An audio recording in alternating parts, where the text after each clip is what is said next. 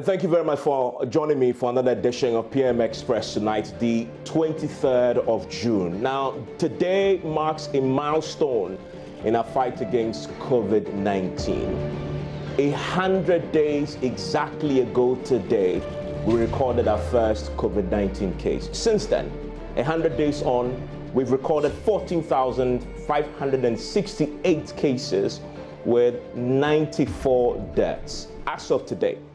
In fact, just today, we have 414 new cases added on to the pile. Active cases stand at 3,566, but recoveries have gone up quite significantly as well, 10,907. That is where there have been some controversy in terms of the recovery. It is because we have changed our policy when it comes to discharging COVID-19 patients. Before, we used to discharge you if you test negative twice. Now, based on the 27th May WHO directive, we are discharging people when they've simply tested negative once. But in some cases, simply monitoring symptoms, as in the case of asymptomatic patients, those who do not show any symptom. But that is where the controversy is. And we need to break that down a bit and understand what is happening.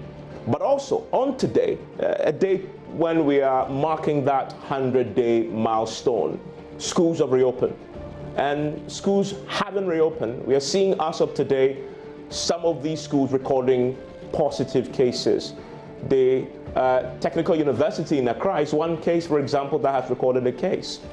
We need to understand what is happening there as well. And so tonight, we'll be digesting this, where we are with COVID-19 100 days on, especially in the back of a major policy shift in the way we discharge our patients. And that is why today I'm delighted that I've been joined by the people who understand what has been happening on the front of dealing with the COVID-19. Joining me tonight to explore these very interesting but very important critical matters is Dr. John Amoisi. He is the leader of the Global Health and Infectious Diseases Research Group at the KCCR, one of our testing centers at the KNUST. He's also a School of Public Health and a public health expert. Also joining me is Dr. Justice Yangsing. He is the General Secretary of the Ghana Medical Association. We'll also be joined by Dr. Patrick Kumabwaji, who is the Director General of the Ghana Health Service. And so, gentlemen, thank you very much for joining me here on PM Express. I want to start with you, Dr. Justice Yangsing. Tell me your assessment, because you are on the front lines of this COVID-19 fight. Give me your assessment of how we are faring since we changed this protocol, the discharge protocol. How are we faring? How are we faring in dealing with COVID-19 since we changed the protocol from what you're seeing on the front line?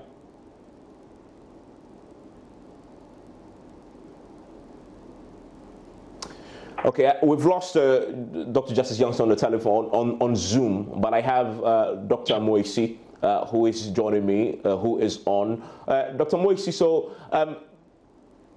we also have the Director General of the Ghana Health Service, thankfully. Dr. Kumabwaji, thank you for joining me. Can you hear me? Thank you very much. Thank you. Hello, Doc. Yes, hello.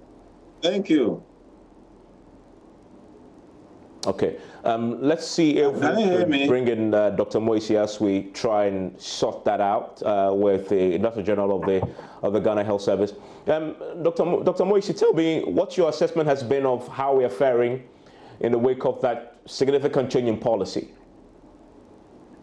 No, thank you very much, Evans, and a good evening to you and to all the listeners all over the country and worldwide. I think it's a really important topic that has been raised tonight, and certainly something that needs to be fully dissected and really understood by the Ghanaian public. I really want to appreciate the work that you and your colleagues at Joy are doing in bringing information, as much information as possible to people. I don't know if you can hear me clearly enough, Evans. But nonetheless, I'll still proceed. With regard to this new discharge policy, I think it's generally, to go straight to the point, a step in the right direction in the light of the science that we know. Not simply because it is hinged on a WHO policy, but because of the overwhelming scientific evidence that there is to support this policy. Some of us, as you know, are academics, and therefore we have an academic voice and a scientific voice to be able to speak to certain issues, and we are sometimes even critical about the decisions that may be taken by authorities for one reason or the other. And I would like to be very emphatic and categorical here regarding this policy of discharge, and to say that it is strongly grounded in science. In fact, I was actually critical that this decision was not even taken earlier. The reason is that the science behind how long the virus stays within a human being, for how long somebody could be infectious, has been well known for quite a while. And it's important to understand that when we talk about recovery, you can look at it in different ways. And in this instance, we're speaking about recovery in terms of someone not being able to transmit the virus to someone else, or someone not posing a risk to the general population. This does not necessarily mean that the individual is feeling hale and hearty and is very excited and there's no problem at all. All the majority of the people would actually be very well and otherwise healthy.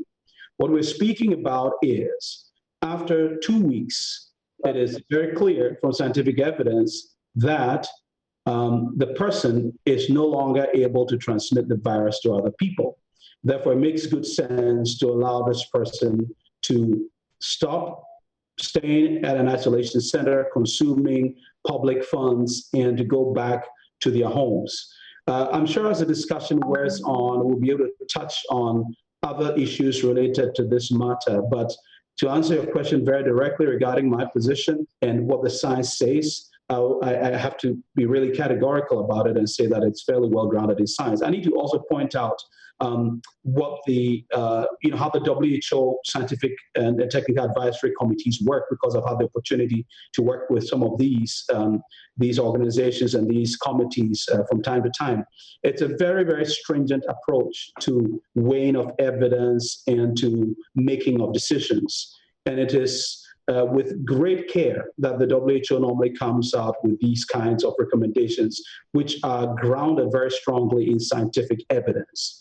It is not done lightly at all. You can see how long it took the WHO even to come out with a policy around mask wearing, because of the difficulty in the gathering of the evidence around this. But when it comes to this issue about someone being infectious, I think the evidence is overwhelming scientifically, and it is definitely the right thing to do, in my opinion. Should have even been done much earlier. But I can explain a little more, but I will pause here for now.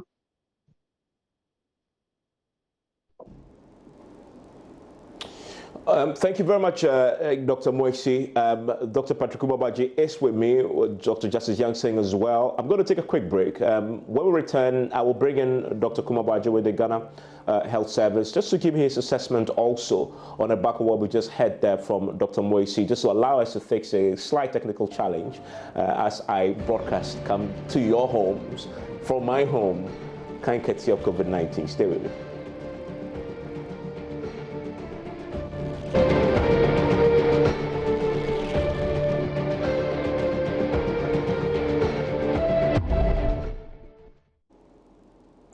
And thank you very much for your patience and staying with me here on PM Express tonight. As you can see, I'm coming to you from my home, kind courtesy of COVID-19 and through technology. Sometimes technology will not always hold its end of the bargain, and so it brings you challenges, as we've seen tonight. Apologies sincerely for the challenges that we've had at the beginning of the show, but let's soldier on. That's what we do in times of crisis, like what we are facing currently. And I'm grateful for the patience of my guests who have joined me. Dr. Moisi, who you can see himself joining me via Zoom remotely. And Dr. Kumabwaji, who himself is in the front line and sees that sometimes not everything you plan for works exactly as it should, especially when you're battling a virus like COVID-19. Also with me is Justice Youngson. He is the General Secretary of the Ghana Medical Association. To Dr. Kumabwaji, who is the head of the Ghana Health Service, I go next. Doc, before we went for that break, Dr. Moisi makes the point that the decision to change our discharge protocols was based on science. But if you read the WHO guidelines that led us to change this policy, part of it says that it's essentially because asymptomatic patients, quote, are unlikely to be infectious. Is that the science that we confirmed locally as well here in Ghana? Yeah, thank you very much. When you say the level of tests, that includes, for example, growing the virus. We do not have the capability to do that. We don't have the level of lab that allows us to do that. But we have also done some study in Accra here, where we looked at some of the cases in Ghana East, and on the average, about 14 days, it was more viral clearance, about 14 days. What it means then is that it's not just clinical cure, but they are even able to test was negative 2 times to clear. So that also goes, works quite well with us. And like we say, the science is not just for from WHO, but of course, they will gather information from all over the world. And like Dr. Moise is saying, we've all worked with discrimination evidence from WHO, and the system is very rigorous, extremely rigorous, in the sense that whatever comes out is something we accept. And that is why we also, even though had an idea that, from especially when the Singapore findings started coming out, we need to take a second look at that and tell the WHO. So the science is clear, quite clear, that we do isolation, we keep people so that we don't perpetuate the infection. So if the person is not infectious after 10 days, then there's no point in keeping them that in the facility or in a hospital, in their homes, because they may be infectious. So yes, rather in good sense.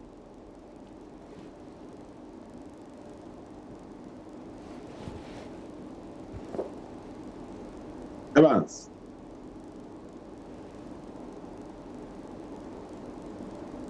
Hello, Evans. It looks like it's up.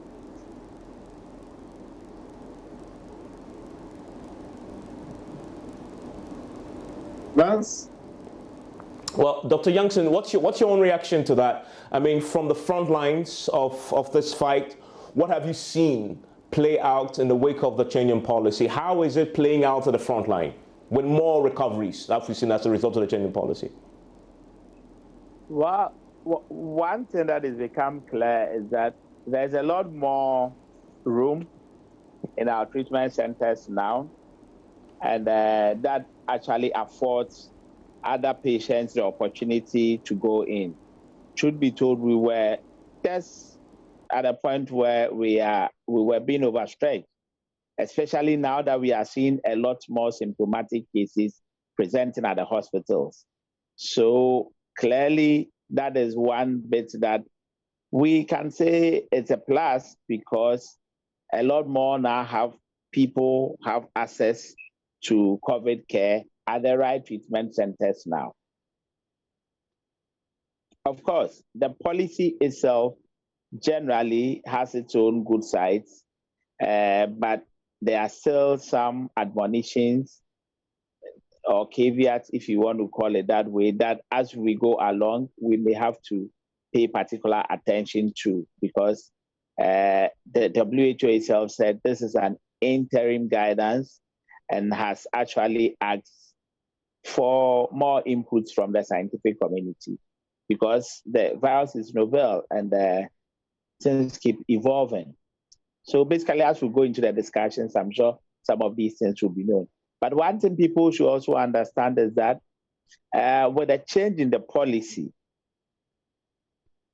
it's more of a technical thing for us, the clinicians or the care providers, to use.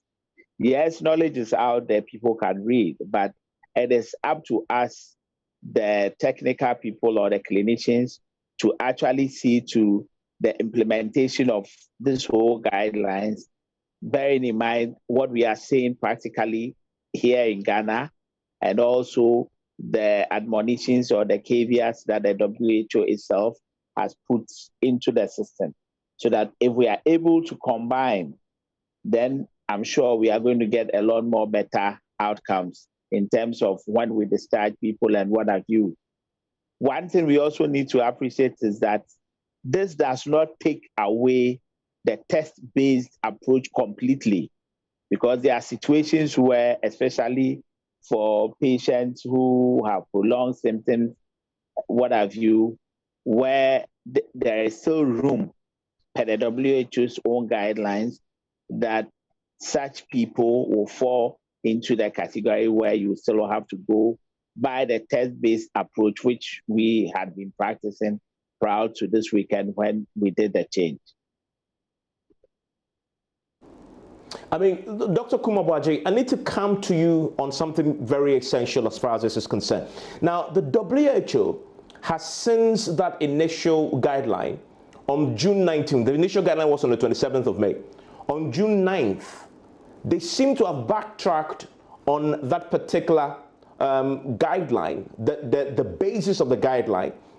I want to quote for you Maria van Kerkhove, who is the WHO's technical lead on COVID-19 pandemic. And this is what she said when she was asked in the public forum about the signs that they used to make that particular policy change. She says, but there are a subset of people who don't develop symptoms, and to truly understand how many people don't have symptoms, we don't actually have that answer, end of quote. Now, the Guardian newspaper at the same forum quotes her as saying, we don't have the answer. And this was talking about asymptomatic transmissions. And this was on the 9th of June. That certainly must be of concern. Is the Ghana Health Service aware of this? I think the issue of asymptomatic cases is one area. What we are talking about there, even for those who are asymptomatic, when within 10 days they become, they are not able to transmit the virus, they are not able to grow the virus, and I think that one is, I don't think that's what she is. Probably as to why people remain asymptomatic, maybe the question they were trying to answer. But for those who are asymptomatic. No, the question we're trying to answer, because remember, I want to read to you what the president said in his address to us. The president said that there is now new evidence which states that after 10 to 14 days, a person with no symptom is unlikely to transmit the virus to others. That's what the president said. However, the WHO lead, technical lead, when was asked that question about asymptomatic transmission, says, we don't have the answer. And if you go to the UK, she was also put the reset that the UK authorities had done, which shows that she actually also acknowledged that modeling in the UK estimated that up to 40% of coronavirus infections could be transmitted by people who have the virus but no symptoms. And she acknowledged that as well. It appears to me that the science is not as solid as the WHO actually initially put it out. Yeah, we seem to be talking about two different things. You have two cases. For the same infection, somebody will be symptomatic, some will be asymptomatic. If you have the virus, whether you are symptomatic or asymptomatic, you can't share with somebody. You can't infect somebody. What they are saying is that within 10 days of infection, you are unable to shed the virus. You only transmit during shedding. Okay, so as to asymptomatic transmission, maybe that evidence is not there. But you can only shed infect people because you are shedding. And that's why it's quite clear that after 10 days, the German study said after 8 days, they are not able to culture the virus, which means that even the virus is there, it's probably a dead virus. So those are the things we are talking about. What we are saying here is that the WHO gave us 10 days. Ghana, based on our local evidence, we are using 14 days. That for those, on the day your sample was taken, we assume that's the day you are positive. You do the 14 days, and if your symptom doesn't change to asymptomatic, we discharge you without a test. Emphasis on that. And then for those who are symptomatic, we are not using the 10 days. We are using 14 days plus 3 consecutive days without symptoms. Okay, so we are also taking a more cautious line and not going to the 10 days. And so the issue of an asymptomatic transmission, that is not something that's required. Maybe you may not be able to so sure how they transmit, how often, how long they can transmit. People transmit even before they start showing signs. I think those are the areas that I'm sure the scientific community will continue the exploring, look at. And there are many other things. So can you clarify then? Can you clarify this for me then? So at the end of 14 days for an asymptomatic patient, is the signs rock solid that after 14 days an asymptomatic patient cannot still shed the virus? Yes. For now, the evidence we have, that's what it says. That after 10 days, you cannot shed the virus. Then we are putting 14 days. Because why we are using 14 days? Because when we did our own viral clearance, the average viral clearance was about 14 days. So we are taking a more cautious position rather than from what the WHO gave us 10 days. Dr. Moisi, your reaction to all that, including the concern, in fact, the position from the WHO lead on the asymptomatic transmissions? Thank you very much for that, Evans. I think these, again, are really important things that we need to really dissect. Important so that people can have the understanding of what is going on and be able to be assured about whatever decisions that they choose to take. I need to let you know that the most recent WHO update on this was not on the 9th of June, but on the 17th of June. The latest WHO scientific brief was on the 17th of June, which is pretty recent on this. And it is pretty clear with abundant scientific evidence that viral shedding or someone being infectious is most unlikely to happen after 14 days. Now, when we use that expression, most unlikely to happen, it is only because we try to present scientific evidence. And in science, we hardly have any absolutes. We hardly have any absolutes in the sense that for many of the statistics that we provide, we talk about confidence intervals. Confidence intervals will only tell you how certain you are about the level of uncertainty. It sounds a bit paradoxical, but that's exactly the way it works. I know the general public likes to have a black and white, a yes or no, but it doesn't work like that in science. No. The evidence is so clear. And as I said, I have even been critical about the authorities regarding this decision because I felt that it should have even been taken much earlier. But the authorities normally want to hinge their decision on what one may perceive as a superior directive from the WHO. And I guess that people were just waiting for this to become very explicit. And the WHO has a very tortuous process of scientific evidence evaluation and recommendation, all right? So you need to understand that the fact that somebody even tests positive for coronavirus after 14 days does not necessarily mean that the person is infectious. Now, when you do this test, what you're really picking up is the genetic signature of the virus. The fact that a genetic signature is being detected doesn't mean that the virus itself is present in its live form. And for a very small subset of people, they will continue testing positive for a long time, for some even a couple of months. And this is why in the isolation centers, you had very rare occasions where somebody would, they were doing these 2 tests before discharge. Somebody would test positive today, after a couple of days, negative, then positive, then negative, positive, then negative. it should not come as a surprise, because it only means that the viral genetic material is persisting in the individual. It doesn't mean that the individual is infectious. In fact, you might even have people who may have symptoms persisting for a long time. Breathlessness, easy fatigability, the headaches and all that, and yet they would not be infectious by any measure. So as far as the evidence is concerned, and again, I really need to point out that this must not boil down to a question of personal opinion or personal view, because these decisions must be grounded in science. And it is abundantly clear that post 14 days, the likelihood of being able to transmit to someone is so low. In fact, in South Korea, they did studies on about 300 people who were still recording a positive after 14 days. And they realized that none of the contacts of these individuals were diagnosed with COVID-19 or had been infected.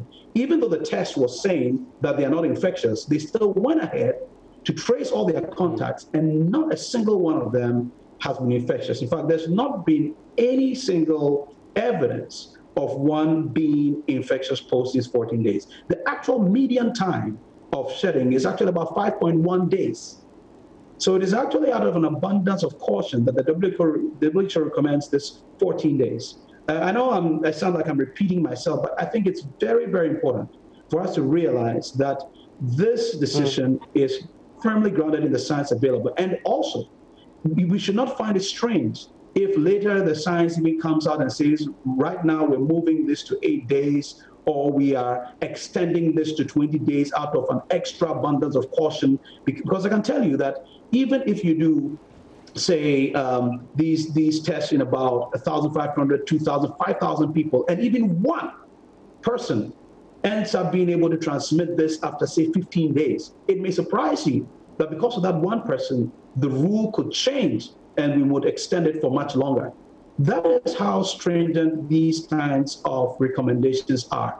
And they are not arrived at in a cursory manner. So I was personally, I must be very plain, very disappointed when scientists criticize this recommendation, because if there is understanding about the processes that are gone through before these scientific recommendations are made globally, I don't think that this would be the kind of worry that would be expressed. Nonetheless, as Dr. Jackson also pointed out, and I think Dr.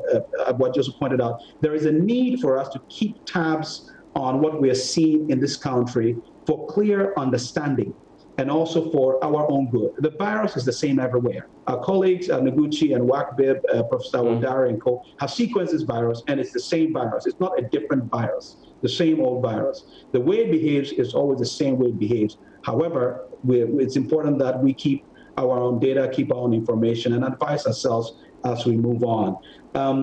It is also important to note that... I want to quickly bring in, if you don't mind, quickly, Dr. Justice Yang-Sing. Justice Yang-Sing, your members on the front line, what we've seen with the new protocols is that the patients going home have increased. And so we have 1,000, almost 11,000 recoveries. But what we are also seeing is that the daily new cases have also become very significant. As of today, new cases stand as 414. I wonder, how are the doctors and the nurses on the front line coping with the increased cases that you're seeing at the hospitals across the country? Well, Evans, what this tells us is that there is significant community spread. Now, at the clinical end or in the hospital setup, we are also seeing a lot more cases that present with symptoms. So, i.e., we are seeing a lot more symptomatic cases.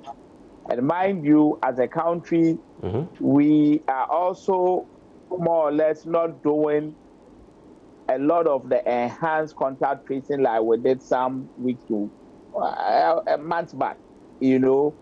So now most of them are from routine surveillance, which then means is that these are cases that majority are actually presenting at hospitals, and their samples are being taken and what have you. Of course, some contact tracing is still going on, but like I said, it's not like the enhanced one. So at a facility level, what it means to us is that every patient presenting at the facility potentially could be a COVID-19 patient, simply because there's widespread community, spread, especially if these patients come in with the standard symptoms that we all know, the cough, the fever, all the bits that we've spoken about. Then that pushes all of us to be extra careful. We also know that there are patients who are asymptomatic, generally so-called, and some of these may also walk in.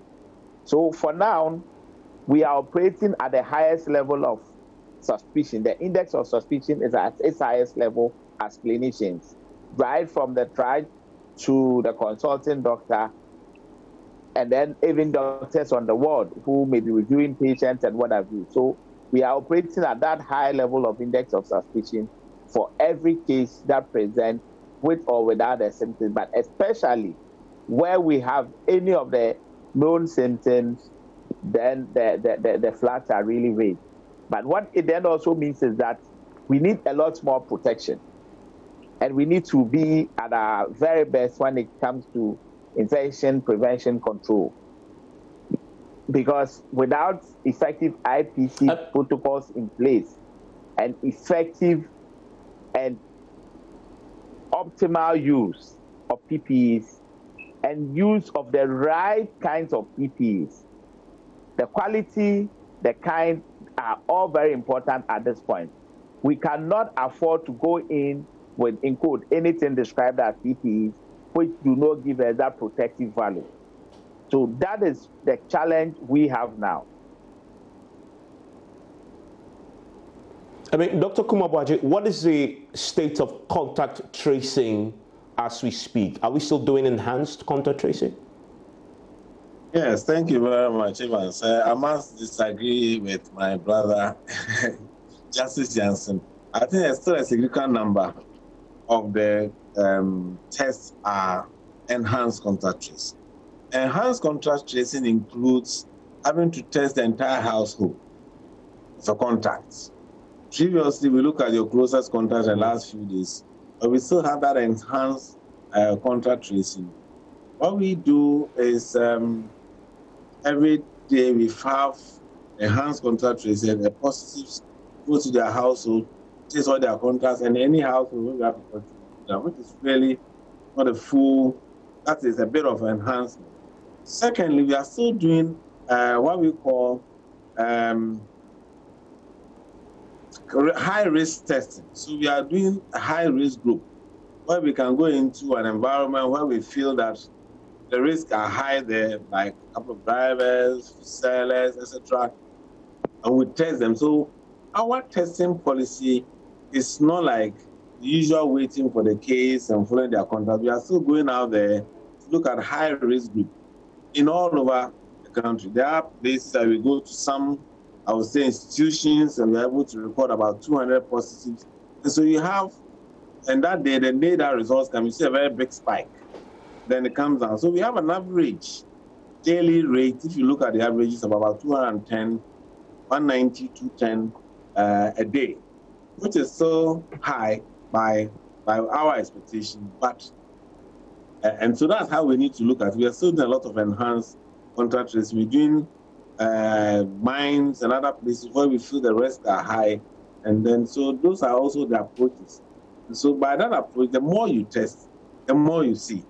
And so, but the other good side about it is that if the more you test, the earlier you pick it up, the earlier you're able to isolate it because until the spread. And so that policy still stands. We are not doing the sweeping. You know, we used to do Evans. Yes, Dr. Kumar-Boakye, just a second. I want to hear Dr. Justice Jansen. Exactly what I said. Yeah, I know. No, you see, Dr. Boakye is effectively saying what I said. You see, I did not say that there's no contact tracing at all. No, I didn't say there's no enhanced contact tracing. What I said is that the levels of the enhanced contact tracing is not as we had about 5 weeks to months ago. Right down from the point at which we went into lockdown to a couple of weeks back, we were in that mode. But now the levels are not the same. Basically, that's all I'm saying. That's it. You allow me to land. What I was just saying that earlier on we were doing a perimeter sweep, which means that if you find a case, we went around the neighborhood and did a test. That was initially to look for community spread. Now community spread is established. So we don't do that anymore. We are doing more high-risk testing, move from that to high-risk. Because doing that and lockdown and that, we identify high group. So anywhere in the country we find them, teams are going after them and testing and being able to isolate them. And so that is what I was trying to get to. That perimeter sweep is not done. So we are not doing that high level of contacts we are doing, but the fact that we are even doing risk assessment, risk test screening, and the entire house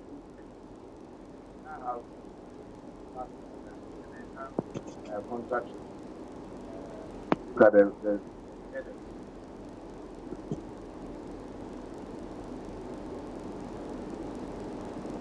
So that's where we are. We are still ensuring that we are able to continue to bring it down.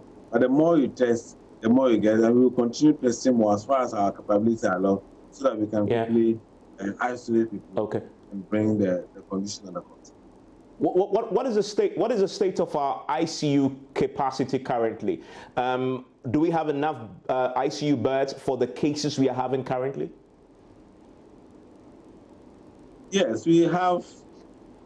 There are a few days that, especially one facility, may be full, but there are plans. We are expanding the ICU base at 12 more beds. We just finished now.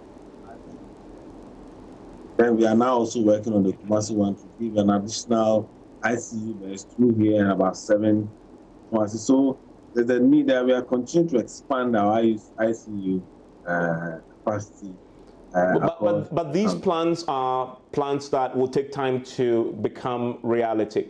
I wonder, based on the trajectory we are on and the average cases we are getting, how soon do we need improved, enhanced, more ICU centers and treatment centers before we get into a state where we can no longer contain what we have? If you have noticed the way we've been working, you have not been waiting for us to have long plans, and every opportunity we have plans.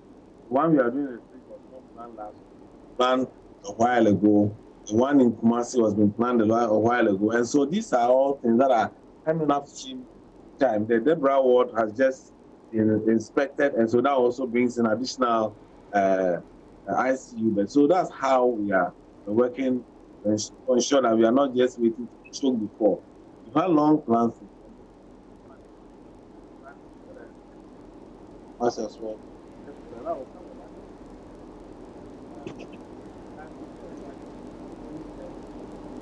But also prepare ourselves to improve and enhance the health sector response to all conditions, including maybe future outbreaks of any disease. That's why you can see that the plans are not temporary things, etc., but we are doing real infrastructure that will stand the test.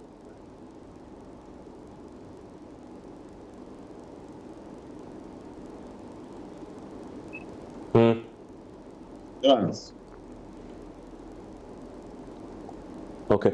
Unfortunately, we're having challenges with the line there with Dr. Kumabaji, but I quickly want to bring in Dr. Moisi. So, Dr. Moisi, the question about testing is important, right? In all this conversation, there's been some controversy over enhanced contact tracing or as against, the routine contact tracing. What's your own take on where we are with testing and our abilities currently, and what we should be doing to enhance that? Thanks for that, Evans. When it comes to testing, it's really important to put things in perspective. So let's just cycle back a bit and look at Ghana's testing history. Now, if you look at the tests that have been conducted in this country, you would realize that we've done in excess of 200,000 plus 277. Exactly, which is far more than even a country like Nigeria. So our testing per capita is extremely high. We compare this with our case fatality rate, which is extremely low relative to places like Cote d'Ivoire next door, Nigeria, Cameroon, even Burkina Faso, that has almost stopped recording for one reason or the other, has much higher case fatality rate in excess of 3 times that of Ghana. These are really important things to note, because one would actually expect that with our level of testing, you'd even have higher case fatality rates, because you're looking more closely, and so you would expect to see a lot more. That notwithstanding, I mentioned a couple of weeks ago that it is important that we move away from the emphasis on this enhanced contact tracing, because as Dr. Jackson himself mentioned, we are already in the face of community spread. And when you're in the face of community spread, the utility of enhanced contact tracing is greatly diminished. Enhanced contact tracing is most useful in the early stages of an epidemic when you're trying to nip it in the bud. So while it's exciting to be speaking of enhanced contact tracing, in public health at this stage, its utility is very low, because you already have significant community spread. What you are interested in is being able to identify people who have symptoms as quickly as possible so that they can receive treatment, reduce your risk of progression to severe disease and therefore death.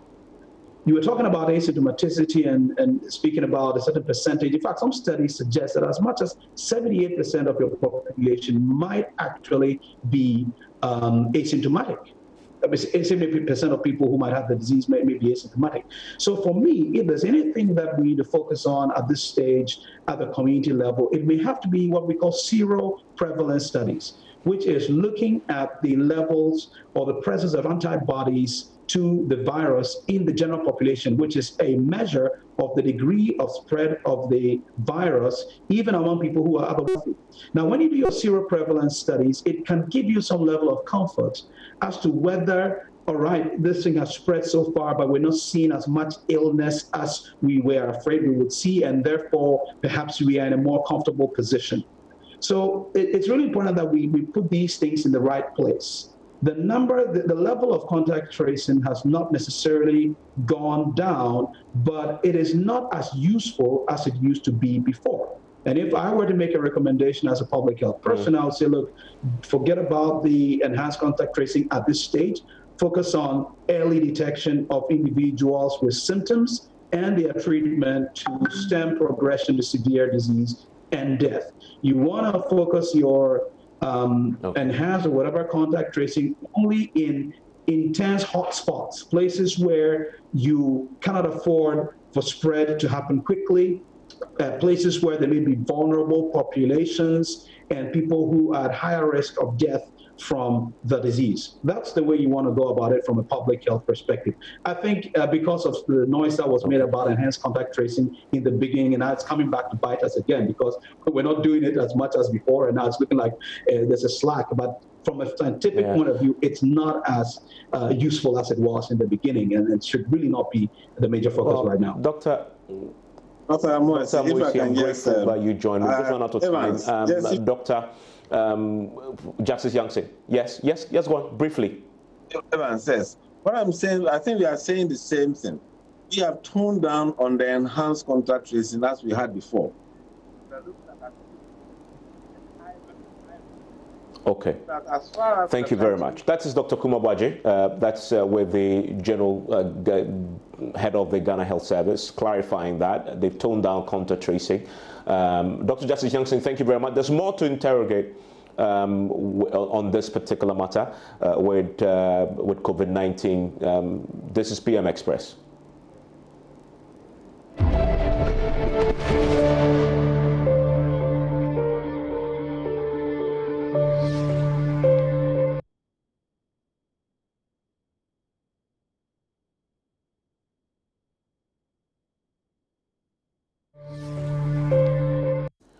Well, you're still live on PM Express. Don't worry, we still have a few more minutes to wrap up. My colleagues back at Kokomimli managed to negotiate 5 more minutes so we could wrap up properly and get Dr. Justice Youngson, Dr. Kumabwaje, who was making a point to wrap up properly. So, Dr. Kumabwaje, you had something to say before I had to interject because I thought my time was up, but you have a minute to restate the point. You were clarifying that as of today, you have sort of toned down on the contact tracing, correct? Just to clarify that before we wrap up. We have not toned down contact tracing. We're doing our routine contact tracing and enhanced contact tracing. The focus is on high-risk groups as part of that, and we are still doing the whole household testing. We find a positive in a way an enhanced contact tracing instead of looking at just people closest by. So we continue to do it, but we are doing at the high-risk group, able to contain the disease. But apart from trying to look at the people who are sick and be symptomatic, we are also interested in making sure that we are able to quickly isolate people and control the spread of the virus. Okay. Let me bring in Dr. Justice Youngson. Justice Youngson, as you respond to that, also confirm for me if doctors on the front line are getting adequate testing and on time. Well, Evans, let me find out something. Are you saying the doctors themselves being tested, or you mean the test results they await as and when they see patients? No, the doctors themselves who, of course, on the front line, are they getting adequate testing and are they getting it on time? The doctors themselves on the front line. Well, the approach so far has been that as and when a doctor is exposed in terms of having managed somebody who has ended up being positive, one way or the other, either the OPD setting, the ward setting, the theater setting, when the exposure comes in, then we are able to more or less ring-fence those who were in that situation. We ask for the testing to be done, and then as and when we receive the results, we are able to deal with the issues. Those who are positive are then moved into the next phase, which is treatment.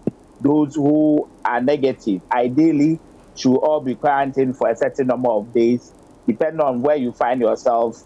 Sometimes we hear different stories, but by and large, as and when they are exposed, they get a test done.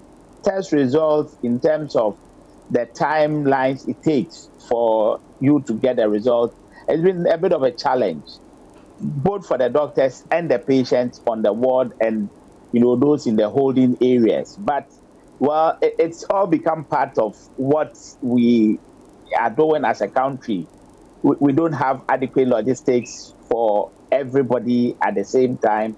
Sometimes even the human resource is also another matter. So, and then of course, there have been incidents where genuinely there have been shortages of test kits, reagents here and there. So sometimes there are a bit of challenges in there.